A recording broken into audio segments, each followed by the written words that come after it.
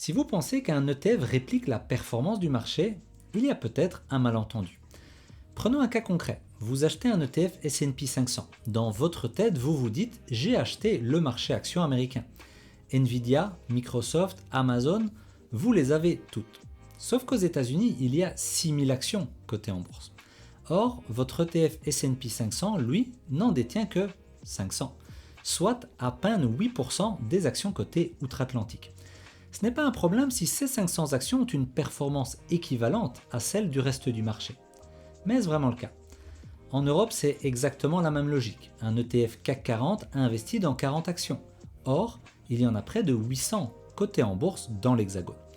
Par construction, un ETF ne vous exposera qu'à une petite partie des actions cotées en bourse.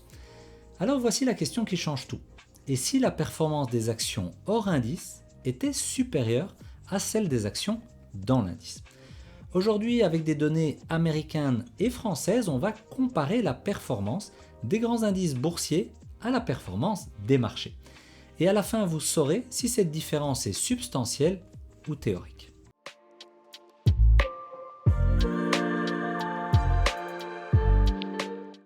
On pense souvent que le S&P 500 représente le marché américain. Or, en réalité, ce n'est que le sommet de la pyramide. Et si vous ne regardez que le sommet, vous ratez le parcours. Lorsqu'une entreprise est introduite en bourse aux États-Unis, elle est généralement encore relativement petite. Elle ne fait donc partie d'aucun indice boursier majeur.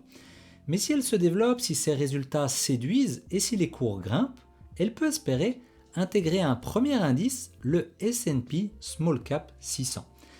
600 petites entreprises américaines, souvent inconnues du grand public. Mais parmi elles se trouvent peut-être les géants de demain. Si la croissance se confirme et que le prix de l'action continue de monter, direction l'échelon supérieur, le S&P Mid Cap 400, réservé aux entreprises de taille intermédiaire.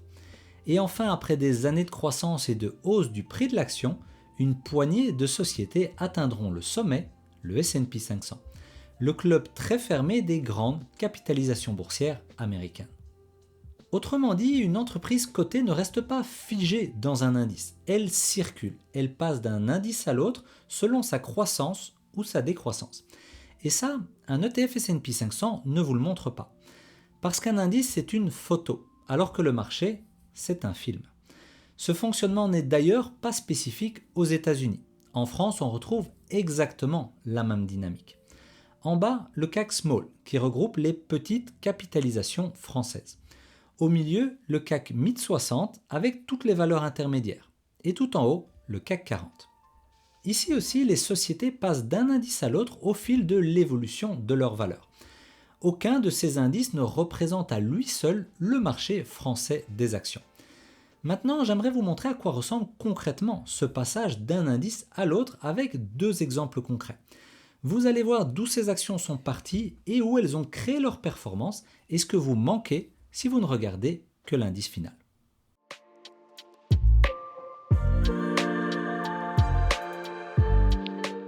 Maintenant qu'on a compris que les indices forment une hiérarchie, une question cruciale se pose. À quel moment se créent les performances boursières? Vous allez être surpris car souvent, ce n'est pas là où tout le monde regarde. On va le voir avec deux histoires très concrètes. Une normale, celle d'Interactive Brokers, et une hors norme, Tesla. Prenons Interactive Brokers car c'est un vrai cas d'école. En mai 2007, la société entre en bourse autour de 8 $ par action. Encore peu connue et pas assez solide sur le plan financier, elle ne figure alors dans aucun indice boursier. D'ailleurs, assez rapidement, le titre décroche. Mais contre toute attente, en juillet 2010, après avoir perdu près de 50% de sa valeur, l'action intègre tout de même un premier indice boursier, le S&P Small Cap 600. Et c'est là que le mécanisme est très intéressant. Puisqu'on le voit, un indice ne fait pas dans les émotions. Il intègre les sociétés qui respectent ses critères d'adhésion. Point. La société doit avoir une certaine taille, bien sûr, mais aussi un volume de transactions suffisant sur le titre. Et enfin, et c'est fondamental, il faut que la société soit rentable, qu'elle réalise des bénéfices. C'est ce qui est arrivé à Interactive Brokers puisque même avec une action en baisse, dès que tous ces critères ont été remplis, elle a intégré l'indice Small Caps. Mais continuons l'histoire, puisque dans les années qui suivent, l'action décolle enfin. Début 2018, après quelques 300% de hausse, elle intègre l'échelon suivant, le S&P Mid Cap 400. Et c'est pas fini, puisqu'entre 2018 et 2025, le titre progresse encore fortement, plus 300% supplémentaires. Et en août 2025, cette hausse de 300%, combinée au maintien de la rentabilité de la société, permet à Interactive Brokers d'atteindre le sommet de la pyramide, le S&P 500. Et c'est là que tout devient clair. Entre son introduction en bourse et son entrée dans le S&P 500, l'action a gagné plus de 700%. L'essentiel de la performance de l'action s'est donc construit en dehors du S&P 500. L'entrée dans l'indice STAR américain n'est pas le point de départ, c'est l'aboutissement. Voyons maintenant un cas beaucoup plus médiatisé, beaucoup plus extrême aussi, Tesla. Tesla, c'est un ovni. Contrairement à beaucoup d'entreprises, elle n'est jamais passée par les indices small ou mid caps. Pourquoi ? Parce que pendant très longtemps, tout comme Interactive Brokers, l'entreprise était déficitaire.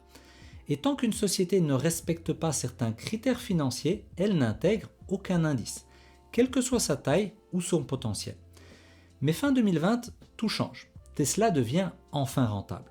Et ça, le marché l'avait déjà largement anticipé, propulsant le prix de l'action vers des sommets avant même que la société ne réalise son premier dollar de bénéfice. Résultat, on a une société rentable dont le prix de l'action a déjà énormément progressé. C'est là qu'un événement exceptionnel a lieu, Tesla intègre directement le S&P 500.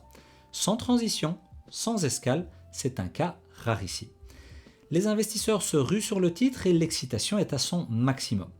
Mais regardons les chiffres. Avant d'entrer dans le S&P 500, Tesla a connu une hausse absolument spectaculaire, plus 12 000%.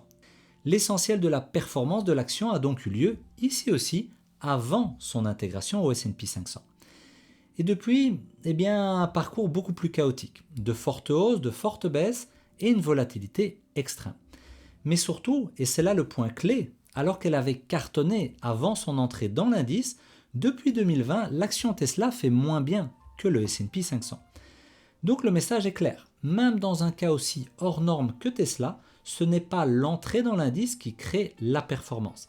C'est l'inverse, c'est la performance qui permet l'entrée dans l'indice. Et ça, c'est fondamental pour comprendre la suite de l'histoire.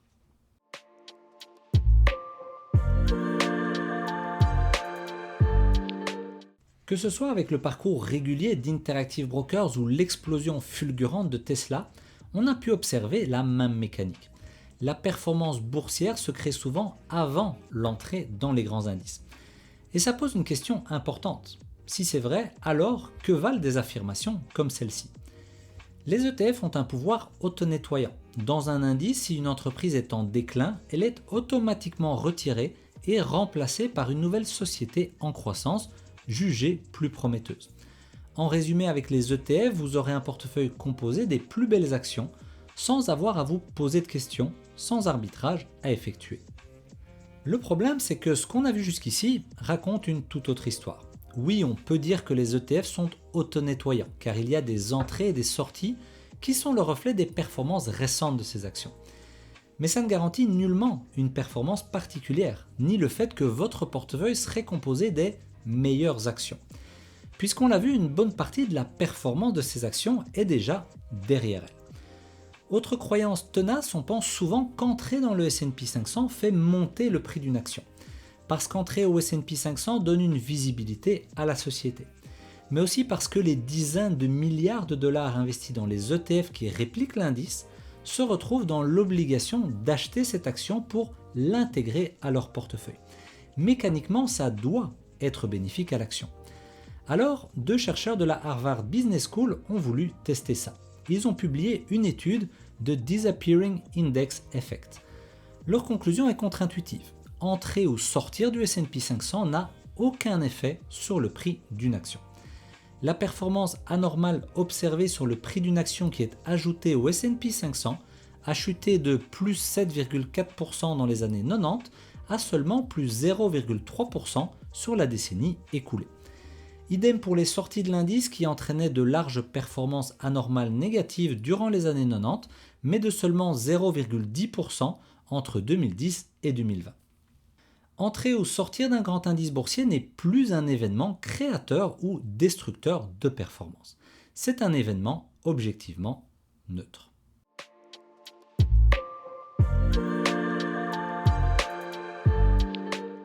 Jusqu'ici, on a décortiqué des trajectoires, on a démonté des croyances. Mais maintenant, on entre dans le dur, on va analyser les chiffres.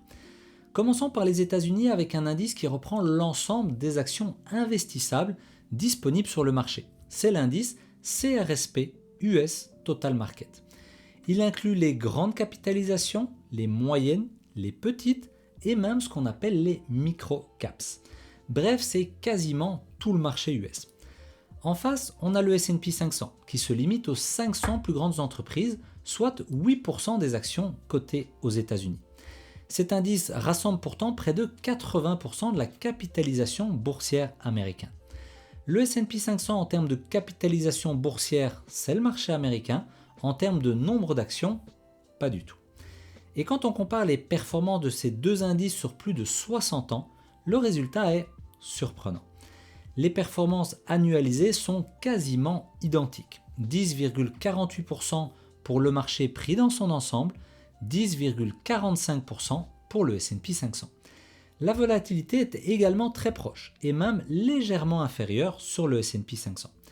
Ce que montrent ces chiffres, c'est la force d'un indice bien construit. Si votre objectif est de capturer la performance du marché américain, alors un ETF S&P 500 fait vraiment très bien le travail.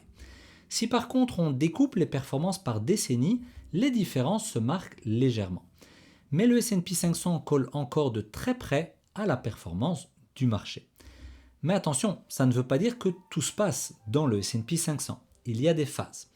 On voit ici la performance sur les 20 dernières années du S&P 500 en bleu, du S&P Mid Cap 400 en vert et du S&P Small Cap 600 en rouge.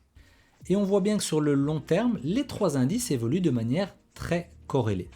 Mais aussi qu'il y a des périodes où l'un fait mieux que l'autre. Parfois les small caps performent mieux, parfois ce sont les large caps qui performent mieux. Mais sur le temps long, admettons-le, les différences ne sont pas très marquées. Et les écarts ont tendance à se compenser. Maintenant, on pourrait se dire que ce constat est propre aux États-Unis, le marché le plus liquide et le plus recherché au monde. Alors voyons ça.